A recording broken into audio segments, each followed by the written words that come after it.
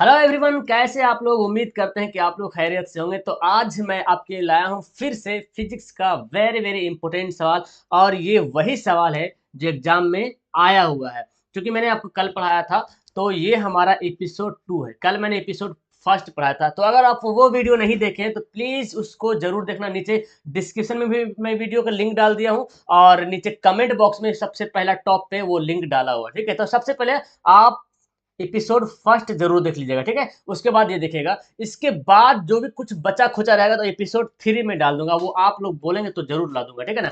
तो ये है आया हुआ सवाल, है बहुत इंपॉर्टेंट। और जब इस वीडियो का पूरी वीडियो जब देखोगे तो लगेगा यार इतना आसान सा सवाल ये सब मतलब एग्जाम में देता है कि मतलब आपके अंदर ना एकदम जो ग्लूकोज की मात्रा बहुत काफी बढ़ जाएगी और शक्ति आ जाएगी अंदर से कि वाह बहुत ही मजा आ जाएगा एग्जाम देने। तो आपके अंदर हौसला आएगा कि 480 तो लाने से कोई रोक ही नहीं सकता। इस तरह से फिजिक्स का, केमिस्ट्री का, बायो का, मैथ का, सोशल का भी लाके आपको कुछ दिखा दूंगा, एक्सपोज कर दूंगा कि कैसा कैसा सवाल आता है। देखो, डरने की कोई जरूरत नहीं। तो चलो फिर स्टार्ट करते हैं। एक भी क्वेश्चन स्किप मत करना और वन बाय वन करके नीचे कमेंट करने की कोशिश करना। ठीक है। सबसे पहला सवाल है, किस दर्पण की फोकस दूरी धनात्मक होती है। ये सवाल बहुत बार इंपॉर्टेंट सवाल है और बहुत बार पूछा गया। कभी दर्पण बोल देगा, कभी लेंस बोल देगा, तो यहाँ पे दर्पण बोला जा रहा है। ठीक है। तो किस दर्पण की फोकस दूरी धनात्मक होती है, मतलब पॉजिटिव होते हैं ना, तो वो कौन सा दर्पण है? उत्तल दर्पण। देखिए, दर्पण बोले या लेंस बोले, दोनों में फोकस दूरी क्या होती है? पॉजिटिव होती है। ठीक है ना। मतलब उत्तल दर्पण की भी फोकस दूरी क्या होता है? उत्तल दर्पण की फोकस दूरी धनात्मक और उत्तल लेंस की भी फोकस दूरी धनात्मक। लेकिन अगर बोला जाए अवतल दर्पण, तो अवतल दर्पण की फोकस दूरी क्या होता है? ऋणात्मक होता है। ठीक है ना। और अवतल लेंस की भी फोकस दूरी ऋणात्मक होती है। तो लेंस में मतलब सेम होता है, याद रखिएगा। लेकिन अभिसारी अपसारी में जो कल मैंने पढ़ाया था उसमें कुछ चेंज होता है, आगे पीछे होता है, उल्टा होता है। ठीक है। किसी लेंस द्वारा उत्पन्न आवर्धन का एस आई मात्रक क्या होता है? आवर्धन पढ़े, आवर्धन बराबर क्या होता है? वी बाई यू, है ना। तो बोला जा रहा है कि मात्रक क्या होता है। देखो, आवर्धन का कोई मात्रक ही नहीं होता है। आवर्धन का मात्रक नहीं होता। जैसे कि एम्पियर, जैसे कि विद्युत धारा का मात्रक होता है ना एम्पियर, है ना। आवेश का मात्रक होता है कुलाम्ब, यानी कि आवेश को कुलाम्ब में मापते हैं, विद्युत धारा को एम्पियर में मापते हैं। तो आवर्धन का मात्रक नहीं होता है। इसको बोला गया मात्रक विहीन, मतलब मात्रक नहीं होता है। मात्रक विहीन मतलब मात्रक नहीं होता है। बहुत अच्छे तरीके से, क्लियर तरीके से समझिएगा। ठीक है ना। और यही सब सवाल घूम घूम करके एग्जाम में आएगा। ठीक है ना।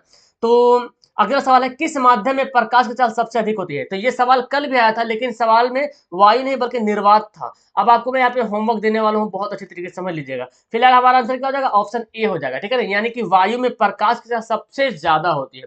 तो आपको बताना है हवा में प्रकाश की चाल कितनी होती है, जल में प्रकाश की चाल कितनी होती है, और शीशा यानी कि कांच, उसमें प्रकाश की चाल कितनी होती है। ये तीनों मैंने कल बताया था। आप अगर नहीं देखे एपिसोड फर्स्ट में तो देख के आप मुझे बता सकते हैं। और हीरा का पूर्णांक तो आपको आप लोग कमेंट किए थे 4.24, बहुत अच्छा है ना।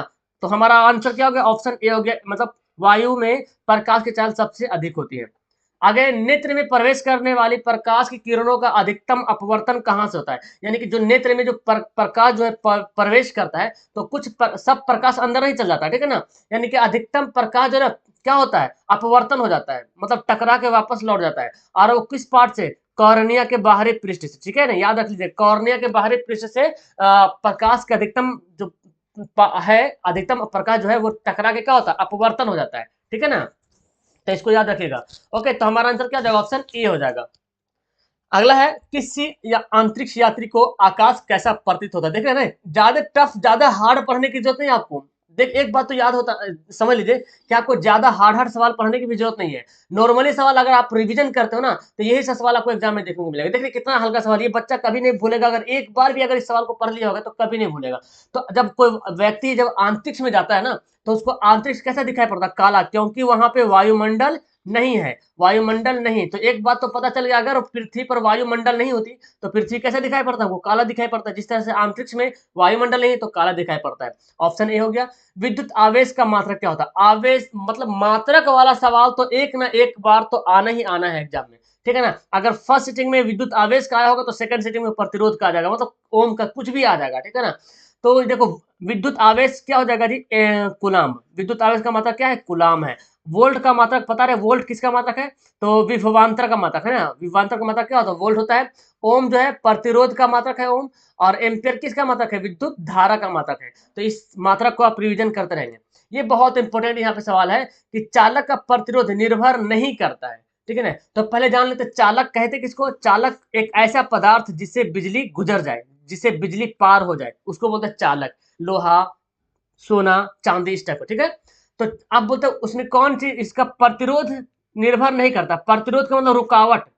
देखो चालक की लंबाई पर निर्भर करता है, यानी कि चालक की लंबाई अगर बढ़ा देंगे तो प्रतिरोध क्या हो जाएगा, बढ़ जाएगा।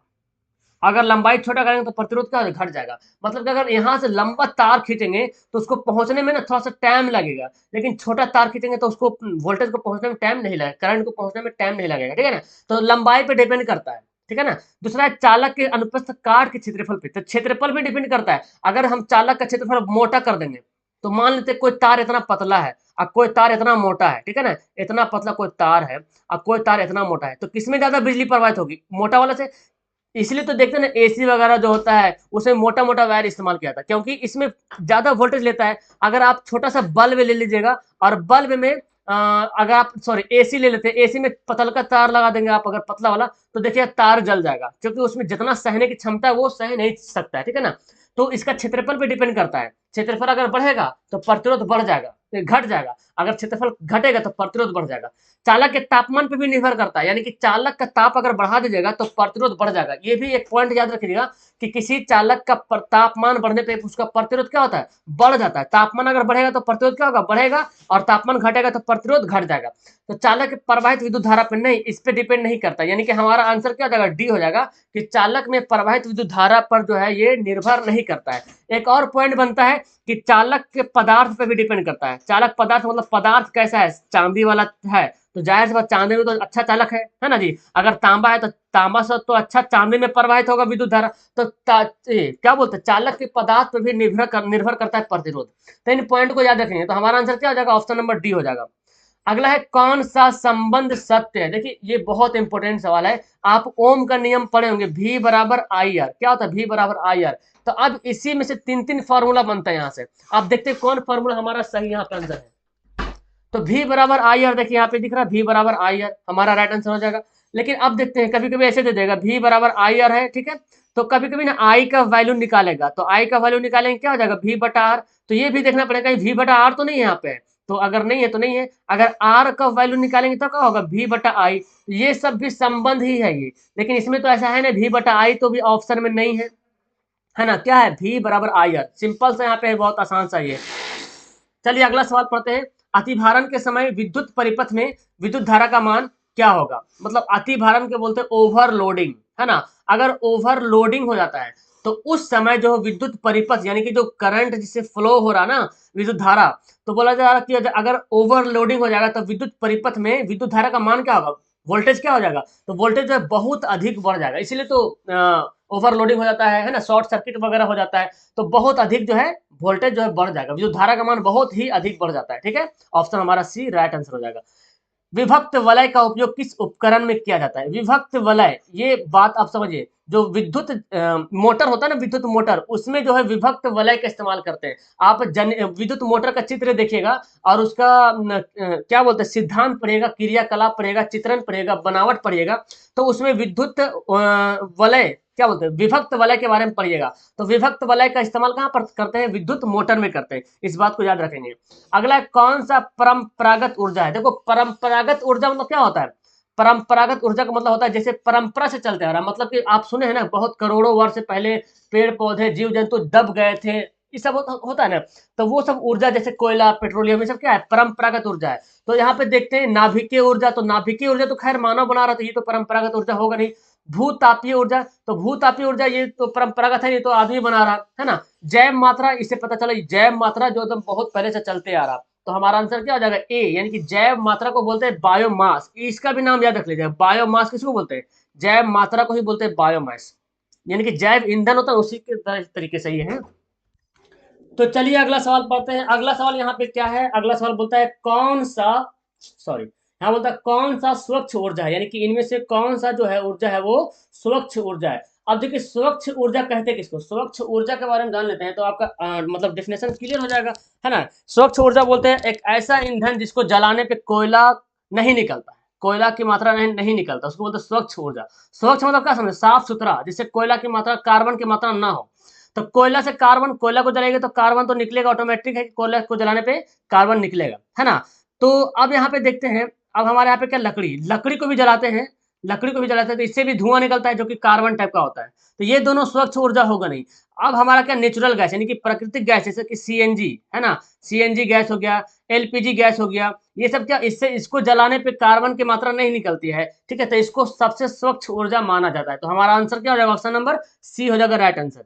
अगला पढ़ते हैं, किस लेंस की फोकस दूरी धनात्मक होती है। आगे ना सवाल घूम के, तो कभी लेंस का कभी दर्पण का देते रहेगा। धनात्मक किसका होता है, उत्तल लेंस की फोकस दूरी धनात्मक होती है और अवतल लेंस की फोकस दूरी ऋणात्मक होती है। दर्पण में भी सेम है, उत्तल दर्पण में धनात्मक, अवतल लेंस में, अवतल दर्पण में ऋणात्मक। याद रखिएगा इस बात को।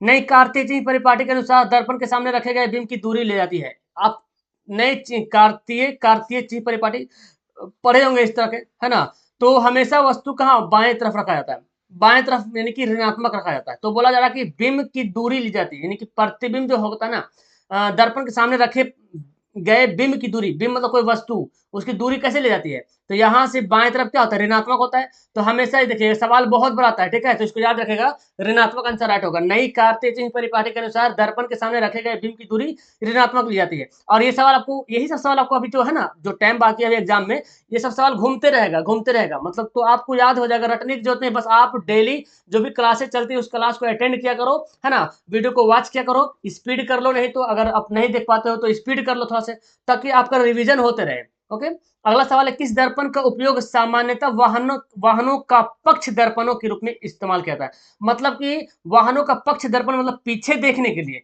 यानी कि कौन सा गाड़ी ओवरटेक कर रहा, तो कल मैंने बता रहा था, तो उसमें उत्तल दर्पण का इस्तेमाल करते हैं, ठीक है, उत्तल दर्पण का इस्तेमाल करते हैं, जो साइड मिरर जिसको बोलता है, क्या बोलते हैं, साइड मिरर, जो कि पीछे वाला कौन सा गाड़ी आ रहा है जा रहा है हमको पूरा दिखेगा, ठीक है ना।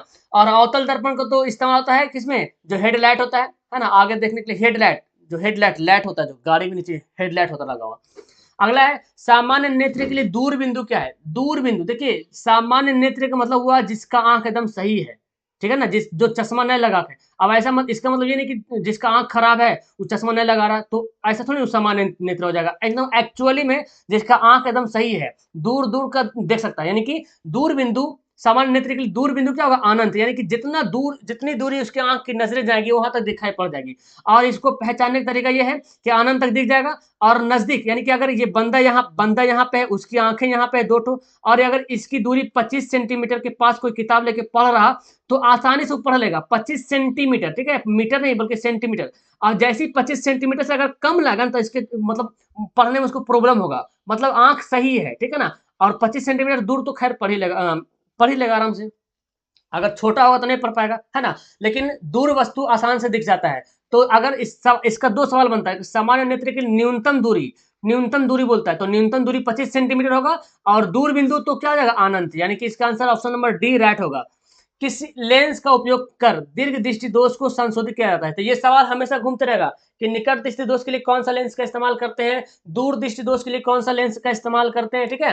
तो दीर्घ दृष्टि दोष मतलब दूर का नजर आएगा, नजदीक का नजर नहीं आएगा, ठीक है ना। इसको आप रटने की जरूरत नहीं है, आप एक बात याद रखिए, आपने दादा या दादी के चश्मा देखे होंगे, उस चश्मा में कैसा रहता है, चश्मा बायोफोकल लेंस रहता है चश्मा में, और एक ऐसे ऐसे रहता लेंस लगा हुआ। तो ये देखो नीचे है, नीचे मतलब नजदीक का देखने के लिए, और ये ऊपर रहता है, और इसमें जो होता है ना उत्तल, एक्चुअली यही है कि उसमें उत्तल रहता है, इसमें अवतल रहता है। तो इससे भी याद कर लो, नजदीक का अगर देखने में प्रॉब्लम हो रहा है ना, तो उत्तल दर्पण का इस्तेमाल करेंगे, ठीक है ना।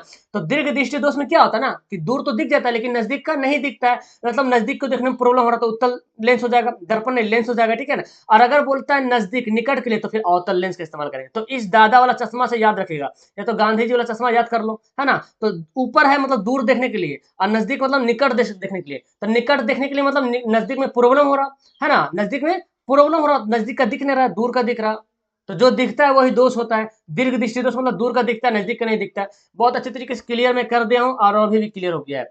टिंडल प्रभाव प्रकाश की कौन सी परिघटना का प्रदर्शित करता है, बहुत इंपॉर्टेंट सवाल। टिंडल प्रभाव कल ही मैंने पढ़ाया था, प्रकाश का परिकिरणन, देखिए प्रकाश के परिकिरणन से टिंडल प्रभाव होता है। इसके अलावा और भी घटनाएं हैं, जैसे कि आकाश का रंग जो है नीला दिखाई देना, ये भी टिंडल प्रभाव है, ठीक है ना, याद रखिए। सॉरी प्रकीर्णन है, प्रकाश का प्रकीर्णन है, आकाश का रंग नीला दिखाई देना। तीसरा एक और घटनाएं हैं, जो सूरज डूबते और निकलते समय जो लाल दिखाई पड़ता है ना, वो भी प्रकाश का प्रकीर्णन है। वर्ण विक्षेपण क्या होता है जी, जो क्या बोलते हैं, इंद्रधनुष बनता है ना, आकाश में बरसात होने के बाद इंद्रधनुष बनता है। तो इंद्रधनुष बनने के बाद जो रेनबो बनता है ना, वो भी रेनबो क्या है, यानी कि इंद्रधनुष जो है वो वर्ण विक्षेपण है। और अपवर्तन घटनाएं तो जाने, तारे का टिमटिमाना प्रकाश का अपवर्तन होता है। दूसरा है कि सूर्य निकलने से 2 मिनट पहले हमको दिखाई पड़ जाता है, ठीक है ना, और डूबने के 2 मिनट बाद दिखाई पड़ता है, ये भी प्रकाश का अपवर्तन है। तो ये सब घटनाएं याद रखिएगा, बात को सुनते रहिएगा, दिमाग में घुसते रहेगा, ठीक है ना। अगला है, कौन सा पद विद्युत परिपथ में विद्युत शक्ति को दर्शाता है। शक्ति किसका बोलता है, विद्युत शक्ति मतलब power, power of electricity, power of electricity विद्युत शक्ति को दर्शाता है। देखो, पावर ऑफ इलेक्ट्रिसिटी का फॉर्मूला होता है, P बराबर होता है, फॉर्मूला होता है VI, ठीक है, ये बात याद रखिए, फॉर्मूला, ये मेन फॉर्मूला है, P बराबर VI।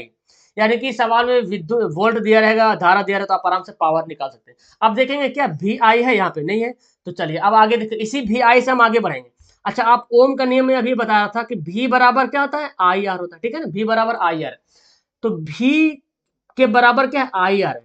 तो हम इस V के जगह पे IR पुट कर सकते हैं, इस V का वैल्यू यहाँ पे पुट कर सकते हैं, IR, ठीक है ना। और पहले से I दिया हुआ है, तो क्या हो जाएगा, I स्क्वायर R। देखो I स्क्वायर R है, हाँ देखो यहाँ पे, तो यही हमारा राइट आंसर हो जाएगा। अच्छा, इससे और भी हम ले जा सकते हैं, I बराबर क्या फॉर्मूला होगा, ये वाला, अगर हम ओम का नियम में जाने V बराबर IR, तो I बराबर क्या होगा, V बटा R। अब हम देखो I के जगह पे हम यहाँ पुट कर सकते हैं V, और I के जगह पे क्या यूज कर सकते हैं, V बटा R। तो V स्क्वायर बटा R, तो एक ये भी फॉर्मूला बन जाएगा शक्ति का, एक ये भी फॉर्मूला बनेगा पावर का, एक ये भी फॉर्मूला बनेगा पावर का। तो अब ऑप्शन में चेक करना कौन सा फॉर्मूला दिया हुआ है, ठीक है ना। तो I स्क्वायर R दिया हुआ, यानी कि हमारा ऑप्शन ए हो जाएगा राइट आंसर, ठीक है, समझ आ गया। तो पावर का फॉर्मूला याद रखना, फिर किसी दिन होमवर्क में दूंगा तो आपको बताना भी है। विद्युत ऊर्जा का व्यापारिक मात्रा क्या है। देखो, व्यापारिक मतलब समझ रहे हैं, बिजनेस के रूप में जो मतलब यूज करते हैं। तो घर में मीटर जो लगा होता है, और जो मीटर जो रीडिंग करने के लिए आता है, जो चेक करने के लिए आता है, वो क्या बोलता है, कितना बोलते, कितना यूनिट उठा है ना, क्या बोलते, कितना यूनिट बिजली हुआ है, मेरा मेरा बिल कितना यूनिट आया है। तो व्यापारिक मात्रा क्या यूज करते हैं हम लोग, यूनिट यूज करते हैं। विद्युत ऊर्जा का जो है व्यापारिक मात्रा क्या है, यूनिट है। तो इस बात को याद रखेंगे, ऑप्शन हमारा सी राइट होगा। देखो, ये बहुत अच्छा सवाल है, और ये सवाल बहुत एग्जाम में पूछा था, फ्लेमिंग के वाम हस्त नियम, इतना बार सवाल पूछा गया, मत पूछिए, यही सा सवाल घूम घूम के आता है, और ये नॉर्मल सा सवाल है, हार्ड वाला सवाल है, बहुत आसान सा सवाल। देखिए मैं आपको बताता हूँ यहाँ पे क्या होता है। फ्लेमिंग के बाएं हाथ का नियम में तर्जनी उंगली क्या है। देखो, फ्लेमिंग ने अपने बाएं हाथ को फैलाया था, अंगूठा, फिर तर्जनी, अंगूठा के बगल का तर्जनी बोलता है, उसके बड़ा वाला फिंगर मिडिल फिंगर, फिर एक उसके छोटा, फिर एक छोटा सा फिंगर, ठीक है। तो आप ये याद रखिए, जब आप बाएं हाथ को ऐसे फैलाइएगा ना, तो ये अंगूठा है, अंगूठा क्या बताया कि अंगूठा जो है विद्युत बल की दिशा बताएगा, क्या बताएगा, बल की दिशा, अंगूठा बल की दिशा। और तर्जनी अंगूठा के बगल वाला है, ये बोला क्या कि क्षेत्र, चुंबकीय क्षेत्र की दिशा बताएगा, क्या बताएगा, चुंबकीय क्षेत्र की दिशा, चुंबकीय क्षेत्र की दिशा। और जो ये मिडिल फिंगर है, इसको बोलते हैं विद्युत धारा की दिशा बताएगा, विद्युत धारा की दिशा। यही तीनों पॉइंट याद रखेगा कि फ्लेमिंग ने बाएं हाथ के नियम में क्या बताया था कि अंगूठा जो है विद्युत बल की दिशा बताएगा, तर्जनी जो है चुंबकीय क्षेत्र की दिशा बताएगा, और जो मिडिल फिंगर है वो क्या बनाएगा, विद्युत धारा की दिशा बताएगा। तो सवाल क्या पूछा जा रहा है कि तर्जनी, तो तर्जनी क्या करेगा, चुंबकीय क्षेत्र की दिशा को बताएगा। तो ये तीनों पॉइंट याद रखेगा, सवाल तीनों में से कोई भी दे सकता है, हालांकि यही सवाल ज्यादा पूछता है, तर्जनी वाला ज्यादा पूछता है। लेकिन आप याद रखेगा, बीच मध्यम फिंगर पूछ लेगा तो धारा बता दीजिएगा, अंगूठा बोलेगा तो बल की दिशा बताइएगा। तो ये सब आपको आगे मतलब कंसेप्ट समझने में बहुत आसान होगा। अगला है, तांबे की तार की एक आयताकार कुंडली किसी चुंबकीय क्षेत्र में घूर्णित गति कर रही है। मतलब आप डायनमो वगैरह पढ़ोगे ना, डायनमो हो गया, आपका मोटर पढ़ेंगे उसमें, तो उसमें एक तांबे की तार का जो घुमा होता है, तो बोला जा रहा है घूर्णी गति कर रही, इस कुंडली के प्रेरित विद्युत धारा की दिशा में कितने परिभ्रमण के बाद परिवर्तन होगा। यानी कि विद्युत धारा जो है कितने परिभ्रमण, कितने बार घूमने के बाद धारा बदल जाता है, ठीक है ना। तो आधे बार घूमेगा ना, जैसे आधा घूमेगा धारा बदल जाएगा। मतलब अगर यहाँ से चलना शुरू हुआ और यहाँ आया तो धारा चेंज हो गया, फिर यहाँ आया तो धारा बदल गया, फिर यहाँ आया तो धारा बदल गया, मतलब ऐसे जो है ना धारा बदलते रहता है। तो आप आगे पढ़ोगे या तो पढ़ भी जाओगे, आधे हमारा आंसर सी होगा।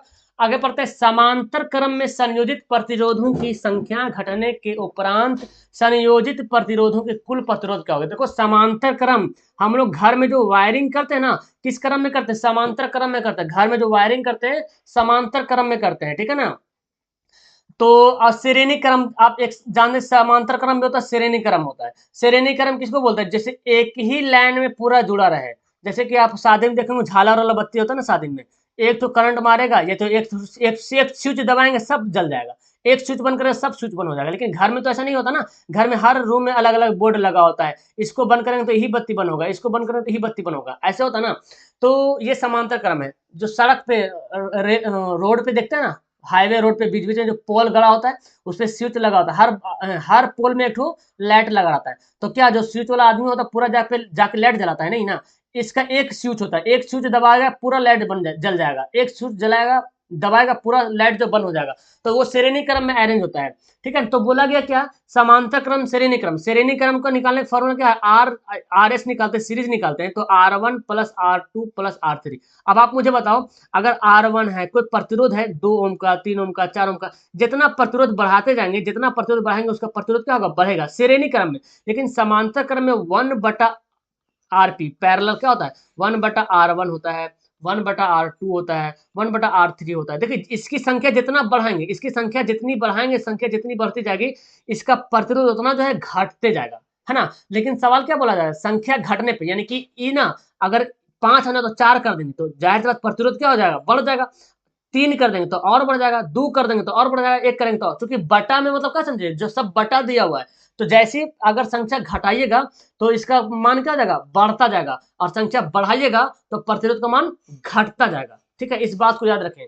तो यहाँ पे उल्टा श्रेणी में उल्टा, समांतर श्रेणी में उल्टा हो रहा है। समांतर श्रेणी में क्या हो रहा, प्रतिरोध की संख्या, प्रतिरोधक की संख्या बढ़ा रहे तो प्रतिरोध बढ़ रहा, और यहाँ प्रतिरोधक की संख्या बढ़ा रहे तो प्रतिरोध कम हो रहा। अगर श्रेणी में प्रतिरोधक की संख्या घटा देंगे तो प्रतिरोध घट जाएगा, अगर समांतर में प्रतिरोधक की संख्या घटा देंगे तो प्रतिरोध बढ़ जाएगा। ये पॉइंट बहुत अच्छा है। उत्तम ऊर्जा का स्रोत कौन है, उत्तम मतलब सबसे अच्छा ऊर्जा का स्रोत, कोयला, लकड़ी, पेट्रोलियम, बायोमास। तो कौन सा ऊर्जा होगा, बायोमास। बायोमास सबसे अच्छा ऊर्जा का स्रोत माना जाता है, ठीक है ना। लकड़ी से भी अच्छा, कोयला से भी अच्छा, पेट्रोलियम से भी अच्छा, यानी कि हमारा आंसर क्या होगा, D is the right answer होगा यहाँ पे। अगला सवाल पढ़ते हैं, गोलीय दर्पण के परावर्तक पृष्ठ की वृत्ताकार सीमाकार रेखा का व्यास कहलाता है। देखिए बहुत आसान सा है, गोलीय दर्पण पढ़ेंगे, अवतल दर्पण, उत्तल दर्पण पढ़ेंगे, ये गोलीय दर्पण है, ठीक है ना, आधा कटा हुआ भाग।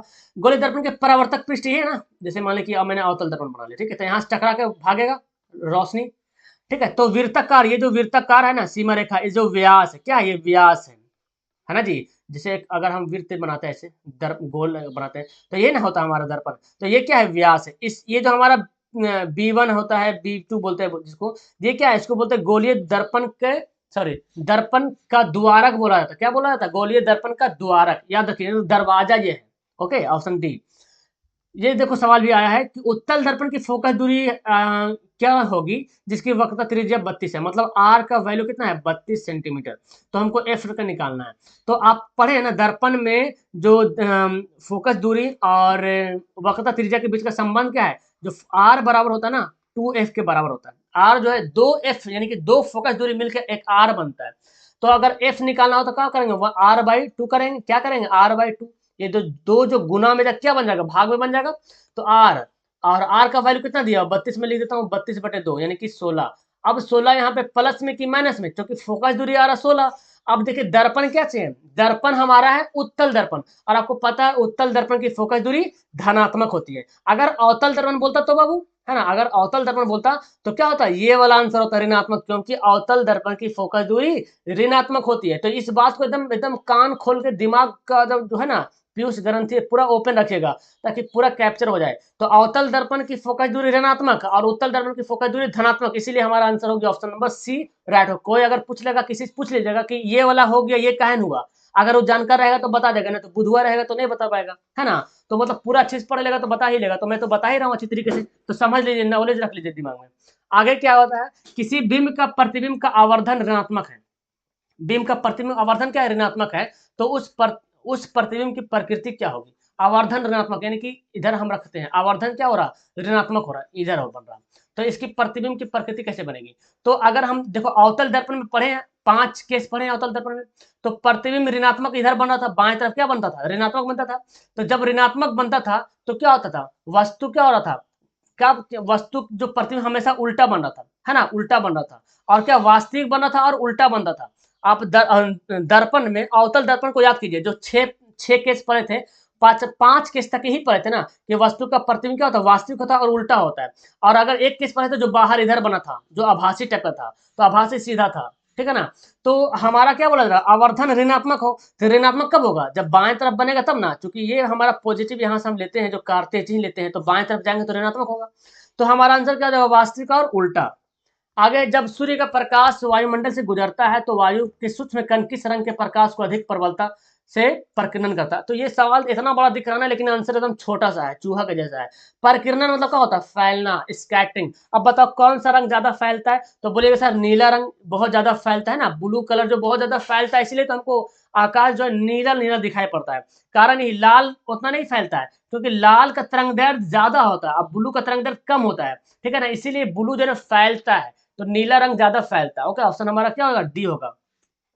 आगे बढ़ते, भारत में उत्पादित प्रत्यावर्ती विद्युत धारा की आवृत्ति क्या है, यानी कि भारत में, इंडिया में जो एसी धारा है ना, प्रत्यावर्ती समझ रहे हैं ना, अल्टरनेटिव करंट, जो एसी धारा जो जनरेट होता है ना, उसकी आवृत्ति कितनी होती है ना, उसकी हर्ज आवृत्ति है ना, फ्रीक्वेंसी, आवृत्ति किसको बोलते हैं, फ्रीक्वेंसी, उसकी फ्रीक्वेंसी कितनी होती है, तो 50 हर्ज होता है। देखो ये जो हर्ज लिखा हुआ ना, ये आवृत्ति का मात्रक है, सवाल आ जाएगा कि आवृत्ति का मात्रक क्या है जी, तो क्या बोलेगा, हर्ज। क्या नाम है, हर्ज, इसको एच जेड से डिनोट करते हैं, हर्ज। तो 50 हर्ज भारत में जो है उत्पादित विद्युत धारा की आवृत्ति है। ऑप्शन हमारा ए राइट हो गया आंसर। और लास्ट सवाल पढ़ते हैं, किसी वोल्ट मीटर के स्केल पर 0 वोल्ट और 1 वोल्ट के बीच 20 विभाजन चिन्ह है, तो उस वोल्ट मीटर का अल्प मापक क्या होगा। अल्प मापांक मतलब बहुत छोटा से छोटा माप, जैसे मान लो कि 1 वोल्ट मीटर स्केल है यहाँ, ठीक है, ये हमारा 0 वोल्ट है, 1 वोल्ट है। अब इसको 20 भाग में विभाजित करना, तो 1 2 3 4 इस तरह से हम क्या करेंगे, 20 भाग में विभाजित कर लेंगे। तो सबसे छोटा देखो, अल्प अल्प अल्प अल्प मापांक मतलब क्या हुआ, सबसे छोटा माप।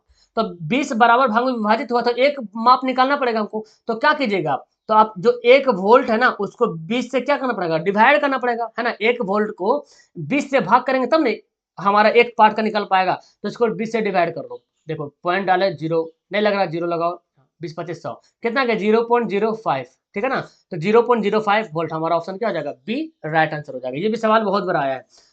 ओह माय गॉड, लास्ट सवाल खत्म हो चुका है। 30 सवाल हम लोगों ने इस एपिसोड 2 में पढ़ लिया है। तो आपको ये एपिसोड 2 कैसा लगा, लाइक जरूर करके बताना और शेयर भी कर देना दोस्तों के पास। सब्सक्राइब जिन्होंने नहीं किया चैनल को सब्सक्राइब करना, ऑल पर बटन प्रेस करके, है ना, सब्सक्राइब वाला बटन पे प्रेस करना, ऑल क्लिक करना, ताकि मैं जब भी क्लास चालू करूंगा तो आपके पास मैसेज, जैसे मोबाइल कैसे टिंग टिंग टिंग करके जाता है ना, तो उस तरह से आपके मोबाइल पे भी मैसेज आया कि हाँ भाई क्लास चालू हो चुका है। तो ये एपिसोड 2 था। अगर आपने एपिसोड फर्स्ट नहीं देखा है तो नीचे डिस्क्रिप्शन में लिंक दिया हुआ है, कमेंट बॉक्स में टॉप पे लिंक दिया हुआ है, जाके जरूर देखना। और अगर आपको एपिसोड 3 भी चाहिए तो जो भी बच्चा खुचा सवाल रहेगा ना, पूरा मैं बता दूंगा, ठीक है ना। तो थैंक्स फॉर वॉचिंग, वीडियो को लास्ट करते हैं, मिलता हूँ नेक्स्ट वीडियो में। और हाँ, नीचे ब्लॉग का चैनल दिया हुआ, अपना ब्लॉग का चैनल, उसको भी जरूर सब्सक्राइब करना, डिस्क्रिप्शन में लिंक दिया ब्लॉग चैनल, ठीक है ना, उसको सब्सक्राइब करना। Okay, that's all, thank you everyone, bye.